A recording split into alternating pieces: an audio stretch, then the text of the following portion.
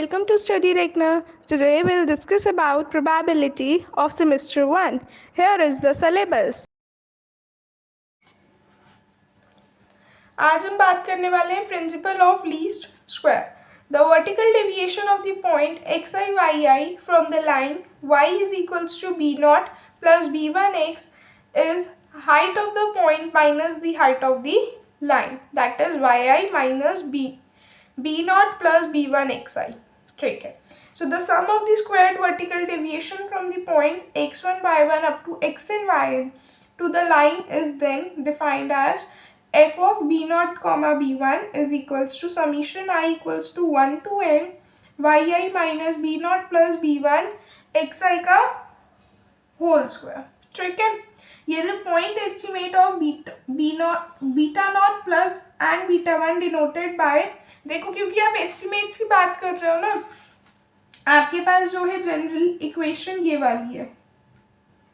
ठीक है. अब यहाँ पे आप जब एस्टिमेट्स की बात करते हो ना, तो एस्टिमेट्स में आप क्या करते हो, जो वैल्यूज होती है ना उसके ऊपर कैप लगा देते हो. ये होती है एस्टिमेट की मेन बात. ठीक है, जो आपको याद रखनी. एस्टिमेट्स में हम क्या करते हैं, ऊपर कैप लगा देते हैं. ठीक है. यही चीज़ यहाँ पे लिखी हुई है और हम इसी को क्या बोल देते हैं, लीस्ट स्क्वायर एस्टिमेट. कैप लगा दी तो ये हमारे पास क्या आ गया, लीस्ट स्क्वायर एस्टिमेट. ठीक है. और इन वैल्यूज को हम मिनिमाइज कर देते हैं किस फॉर्म में, F of B nought B one. ठीक है. यहाँ पे आप देख सकते हैं estimated regression line or the least square line is then whose equation is, यही आपने estimates लगा दी. अब आपके पास इसकी estimated regression line क्या आ जाएगी या least square line क्या आ जाएगी. देखो इसके दो नाम हैं, एक तो least square line है या आप इसको estimated regression line कह सकते हो. ठीक है. तो कितना आ जाएगा ये, y is equals to beta nought cap plus beta one cap x आ जाएगा. ठीक है. अब हमें क्या निकालना है, यहाँ पे पार्शियल डेरिवेटिव्स निकालने हैं f of B nought comma b one के with respect to b nought and b one. So अगर आप देखो तो आप क्या लिख सकते हो इसको, del f b nought comma b one upon del b nought. कितना आ जाएगा ये, 0. ठीक है. So summation 2 into y minus b nought minus b one x i into minus 1 0 हो जाएगा. So del f b nought comma b one divided by del b one, ये वाली वैल्यू 0 आ गई. तो इसका मतलब हम क्या कह सकते हैं कि हम इसको ऐसे भी लिख सकते हैं कि summation 2 y i minus b nought minus b one x i into minus का एक्स आई, ये भी 0 हो जाएगा. So summation b nought plus b one summation x i minus का समीशन वाई आई 0 हो गया. अब हम क्या कह सकते हैं कि b nought summation x i plus b one summation x i का square minus summation x i y i 0. So n times b naught plus b1 summation xi minus summation yi equals to 0. So b naught summation xi plus b1 summation xi का whole square minus summation xi yi 0 हो गया. So अब ये जो है आपके पास जो है दो लीनियर इक्वेशंस आ गई जिसके अंदर दो वेरिएबल्स अननोन है b नॉट एंड b1. ठीक है. सो यहाँ पे हमारे पास ये बहुत इंपॉर्टेंट चीज़ है अब जो मैं बता रही हूँ, the least square estimate of the slope coefficient beta one of the true regression line is. अब देखो आप यहाँ पे अपनी लाइन की इक्वेशन लिख रहे थे, या आप लाइन की इक्वेशन लिख रहे थे y is equal to beta nought cap plus beta one cap X. ये क्या है, लीस्ट स्क्वायर लाइन या एस्टिमेटेड रिग्रेशन लाइन. अब आपको यहाँ पे इनकी वैल्यूज पता होनी चाहिए कि आप ये जो बीटा वन एक्स कह रहे हो, बीटा वन कैप कह रहे हो, इसकी क्या वैल्यू है. ठीक है. यही वाला पार्ट सबसे ज़्यादा इम्पॉर्टेंट है, पेपर में ये काम आता है. ठीक है. देख लेते हैं एक बार. देख लेते हैं एक बार value. So beta one cap कैसे डिनोट करेंगे आप, ये जो बीटा वन कैप है ये कुछ नहीं है बल्कि B1 ही है, ठीक है। इनकी अब हम वैल्यूज निकाल रहे हैं। तो ये कितना आ जाएगा, summation xi minus x bar into yi minus y bar divided by summation xi minus x bar का होल स्क्वायर, ठीक है। इसको जो है आप शॉर्ट में भी ऐसे लिख सकते हो, S x Y upon S x X. ये क्या आ जाएगा, बीटा वन कैप, ठीक है। अब यहाँ पे आप कहोगे कि ये एस एक्स वाई क्या है और एस एक्स एक्स क्या है, आप वो भी देख लेंगे। एस एक्स वाई क्या होता है, summation X Y minus summation X into summation Y upon N, और एस एक्स एक्स क्या होता है, समीशन एक्स का स्क्वायर माइनस समीशन एक्स का होल स्क्वायर अपॉन एन, ठीक है।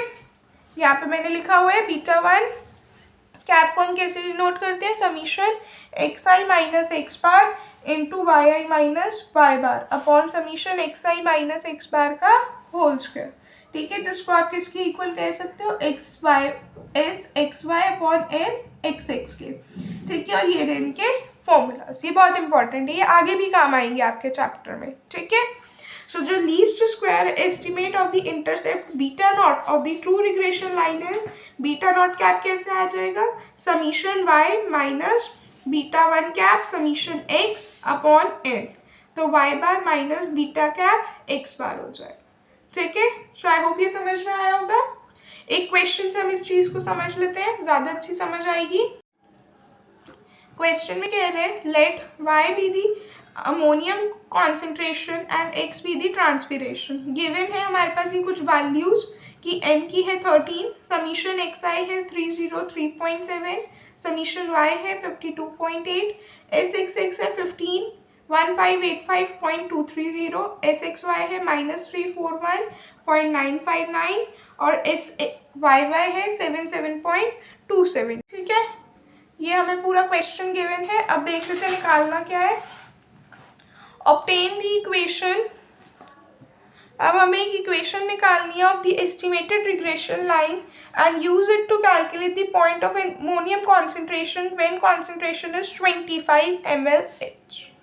सो अगर आप देखो तो अब आपको क्या करना पड़ेगा, एक true regression estimated regression line बतानी है, ठीक है। तो इसको आप कैसे बताओगे, आपको पता है आपकी लाइन की इक्वेशन क्या होती है।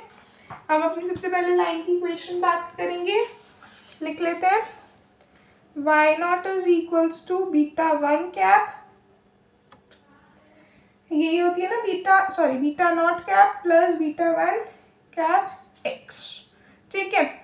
ये लाइन हमें निकालनी है, इसके लिए हमें इनकी वैल्यूज पता होनी चाहिए। सो बीटा वन कैप कैसे निकलता है, s x Y upon S x x. So यहाँ से देख लो एस एक्स वाई की वैल्यू कितनी आ जाएगी, माइनस का 341.959 divided by s x x कितना है 1585.230, ठीक है।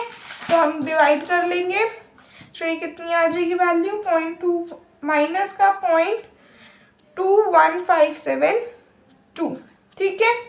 बीटा नॉट कैप कैसे निकलता है, summation y minus beta one cap summation x upon n, इसकी भी वैल्यू सब्स्टिट्यूट कर लोगे, 21572 मल्टीप्लाई बाय समीशन x है 303.7, ठीक है। तो ये कितना, और डिवाइड बाय 30, तो ये कितना आ जाएगा सॉल्व करने के बाद 9.1010, और हमारे पास लाइन की इक्वेशन ये होती है, तो y नॉट कितना आ गया, beta not that is 9.1010 minus plus हो जाएगी बीटा वन कैप x, तो क्योंकि बीटा वन कैप की वैल्यू जो है वो माइनस की है तो हम डायरेक्टली लिख लेते हैं माइनस का 0.21572x। अब यहाँ पे पूछ रहे what is the calculate the point of ammonium concentration when concentration is 25, तो कॉन्सेंट्रेशन जो है वो 25 है, जो हम x की वैल्यू कितनी पुट कर देंगे 25। आप देख सकते हैं मैंने यहाँ सब्स्टिट्यूट कर रखी है और मेरे पास आंसर कितना आ जाएगा 3.708, ठीक है, नेक्स्ट टॉपिक पे आ जाते हैं। छोटा सा टॉपिक है estimating the sigma square and sigma. So when sigma square is small, observe the values will fall close to the true line. When sigma square is large, the points are spread out about the true regression line. So अगर आप देखेंगे आपके पास एक graph है इस तरह से, ये हमारे पास एक ट्रू रिग्रेशन लाइन है। अब अगर आप देखो तो यहाँ पे पॉइंट्स जो है लाइन के बिल्कुल क्लोज है, बिल्कुल ही क्लोज है। तो इसका क्या मतलब है कि यहाँ पे स्मॉल सिग्मा स्क्वायर है, ठीक है, यहाँ पे सिग्मा स्क्वायर की वैल्यू बहुत छोटी है और यहाँ पे आप देखो तो ये ट्रू रिग्रेशन लाइन से दूर है पॉइंट्स, तो इसका मतलब यहाँ पे हमारे पास क्या है, लार्ज सिग्मा स्क्वायर। ठीक है, ठीक है, तो द फिटेड और the predicted values y1, y2, y1 cap, y2 cap and up to yn cap, these are obtained by successively substituting x1, x2 and up to xn into the equation of the estimated regression line, that is y1 cap, beta naught cap, beta 1 cap, x1 plus और y2 beta naught cap plus beta 1 cap x2 and so on up to yn। yn कितना आ जाएगा, beta nought cap plus beta 1 cap xn। सो जो ये रेजिडियल्स होते हैं ना, रेजिडियल्स क्या होते हैं, ये होते हैं differences y1 minus y1 cap, y2 minus y2 cap and up to yn minus yn cap between the observed and the fitted y values. ठीक है, सो ये बिल्कुल छोटा सा टॉपिक था। आई होप आपको आज का लेक्चर पसंद आया होगा। कोई डाउट्स आप कमेंट सेक्शन में पूछ सकते हैं। नेक्स्ट टॉपिक के लिए बने रहें, तब तक के लिए चैनल को लाइक करें, शेयर करें और सब्सक्राइब करें। Thank you everyone.